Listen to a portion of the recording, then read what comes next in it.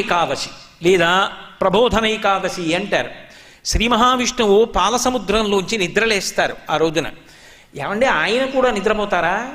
ఒకవేళ ఆయన కూడా నిద్రపోయారనుకోండి, శ్రీ మహావిష్ణువు అంటే లోకములనన్నిటినీ కాపాడవలసిన వాడు కదా, కాపాడవలసినటువంటి స్థితికర్త ఆయనే నిద్రపోతే ఆ సమయంలో ఉపద్రవం వస్తే ఎవరికి చెప్పుకోవాలి?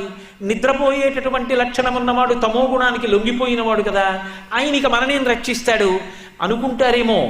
అది తామసికమైన నిద్ర కాదు, ఏదో బడలిపోయి నిద్రపోయినటువంటి నిద్ర కాదు. నిద్రాముద్రాం నిఖిల జగతి రక్షణే జాగరూకం అని దక్షిణాయనం రాగానే ఆషాఢమాసంలో మొదలు పెడతాడు ఆ నిద్ర. అది